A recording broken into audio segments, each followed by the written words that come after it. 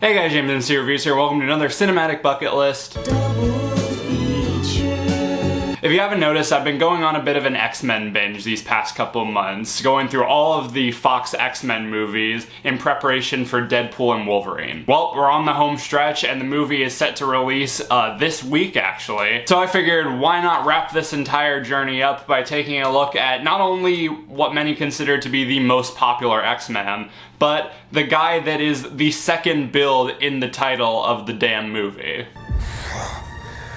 Don't just stand there, you ape. Give me a hand up. Nope, I'm actually okay. Thank you very much.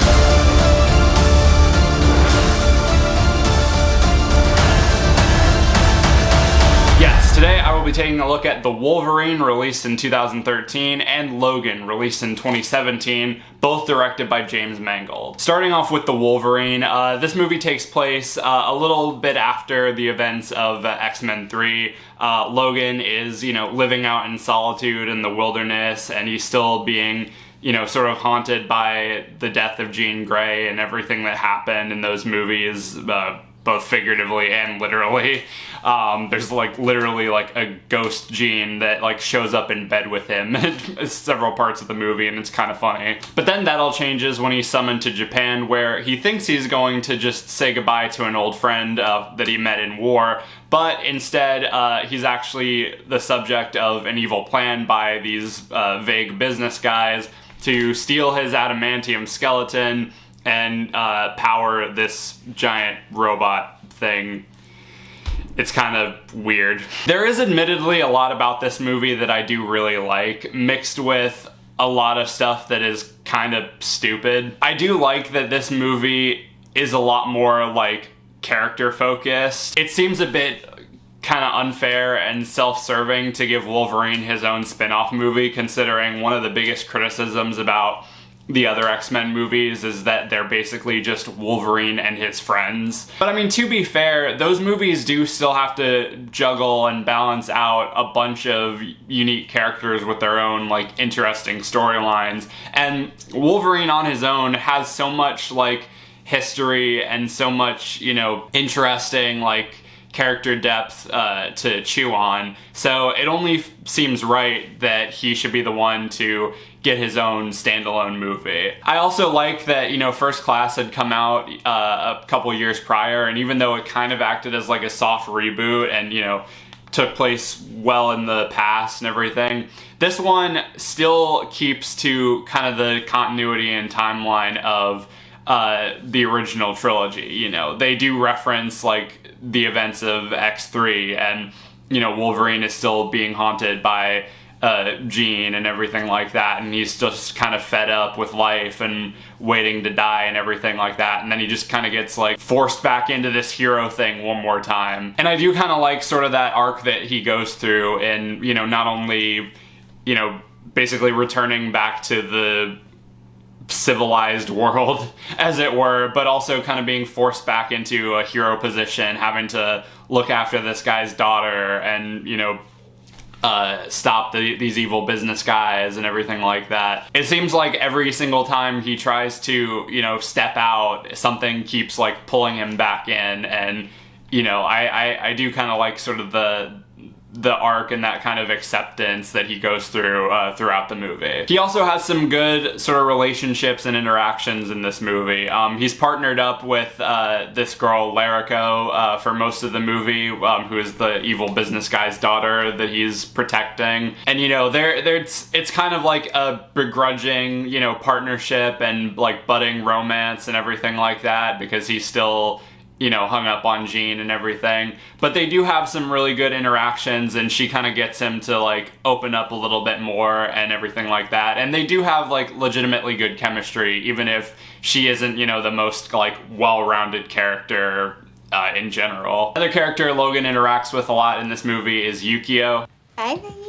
No, not that one. She doesn't have a lot to her character aside from being, just kind of the kick-ass, chick who basically helps drag Logan back into this game and everything like that, but she was still pretty cool. They had some cool moments and some cool kick-ass action. The action overall is pretty solid. I mean, some of it can get a bit like silly and over the top, particularly in the middle and a little bit towards the end. We'll get to that in a little bit. But it's exciting, it's fun, it's well shot, and it's, you know, a lot more like, I guess, brutal than we've become used to by this point from a Wolverine movie. There are some things about the movie that I don't really think work all that well.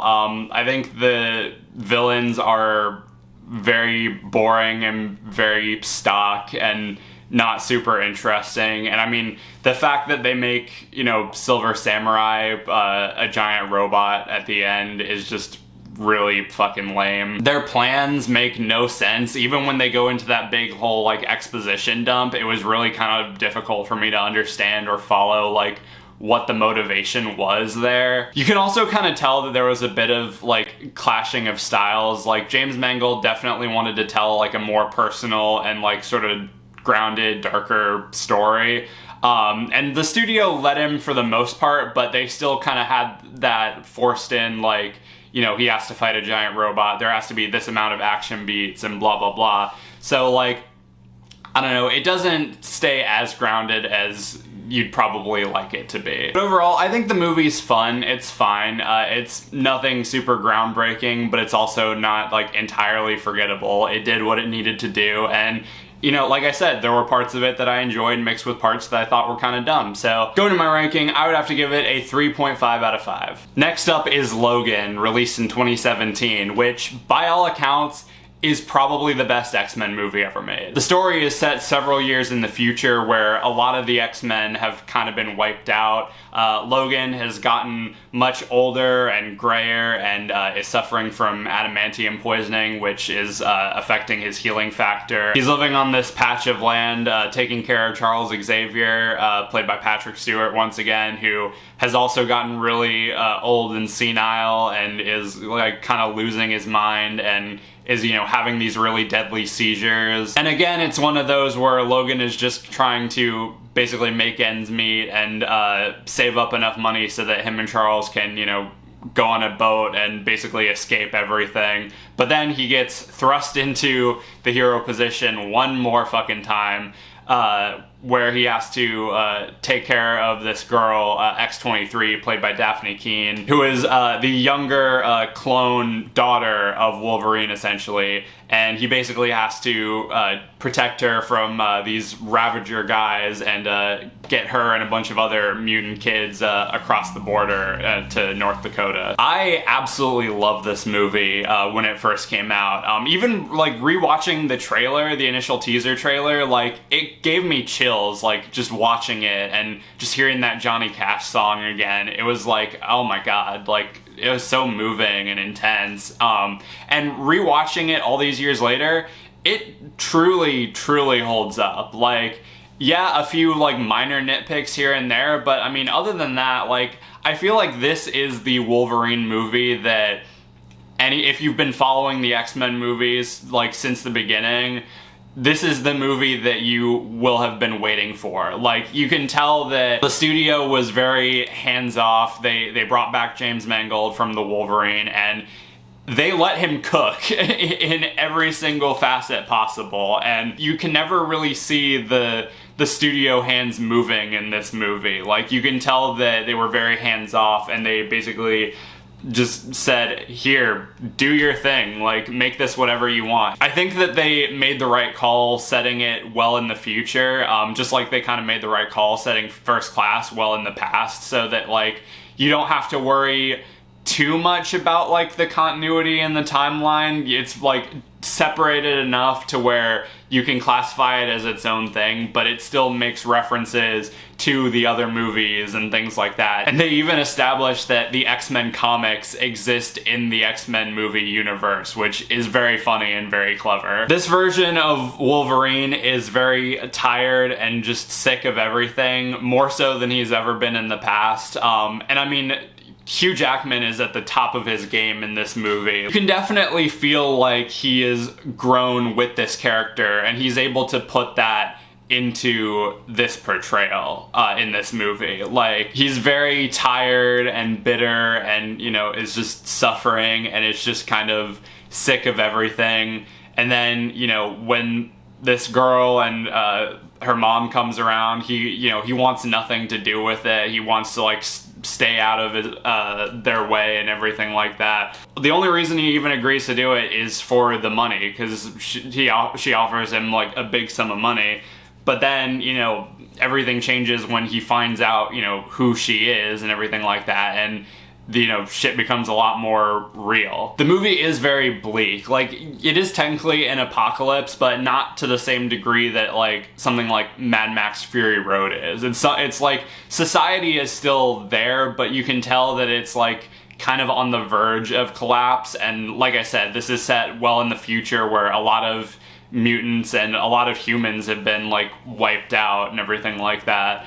But you can tell it's just really kind of, like, desolate and just kind of dreary and, like, lonely. It's a very rough movie to watch at times. Like, it very much earns its R rating, not just because of, you know, the violence and the gore and the swearing and everything like that, but it's very ruthless in its portrayal. Like, when they say fuck, it's because, you know, you're gonna say fuck at certain parts of this movie. Like, it really, you know, doesn't pull any punches, and it can be very tough to watch. The relationship that Logan and Charles have in this is just so, like, insanely sad and tragic. Like, you know, how Charles is kind of just completely lost touch with reality and, like, you know, is kind of almost kind of, like, resentful and all, but at the same time still trying to be sort of that warm, like, almost kind of father figure to Logan, and, you know, helping him care for this girl and everything like that. And then, you know,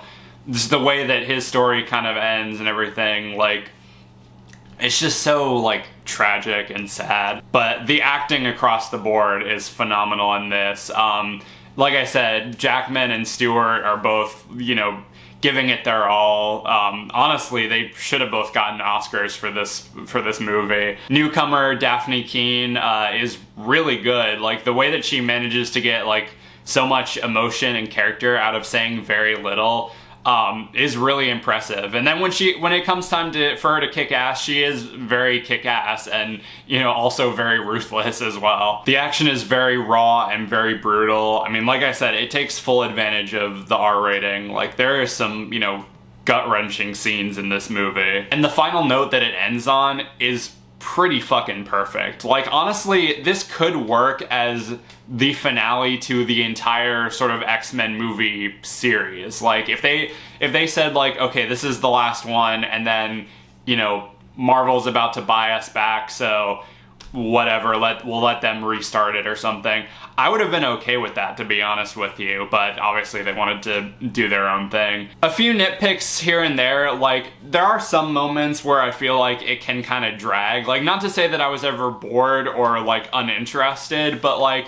they do spend a lot of time in, like, various areas to where, like, you could probably kind of speed up the process and everything like that. But they also wanted to, you know, sit with the emotions of the characters and the scenario and everything like that, which I can understand. Also, by the end, I feel like the movie gets a bit too crowded with villains. Like, they start off with, you know, just Pierce and the rest of sort of the Ravager, like, guys and everything like that, and they're chasing them down. And then they introduce this, like, evil scientist guy played by Richard E. Grant, and he kind of, it doesn't have a whole lot going to him besides, like, dumping some exposition.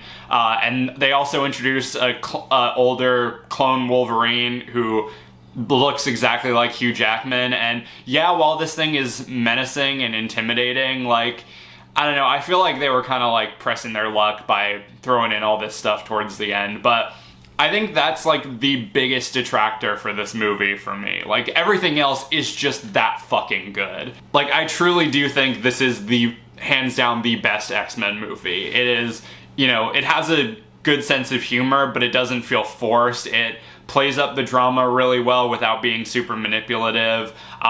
It's brutal. It's, you know, gut-wrenching at times. It's really well told. It has great performances. Just everything about it is so fucking good.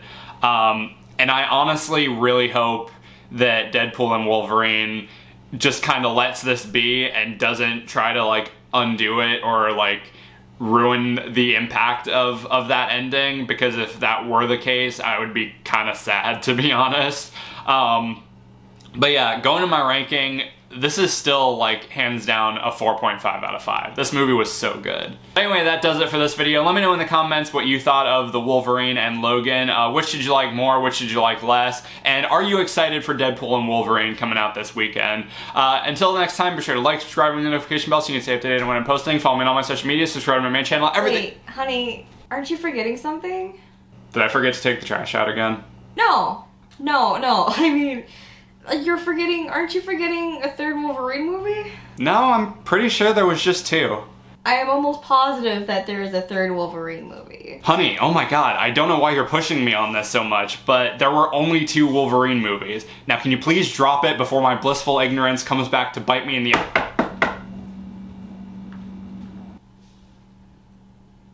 Honey, are you expecting someone? No. Are you? No.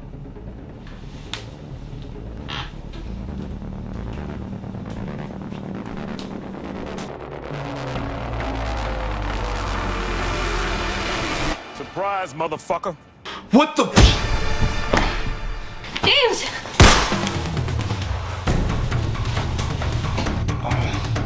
What are you doing, you motherfucker? How's this for a fucking cliffhanger?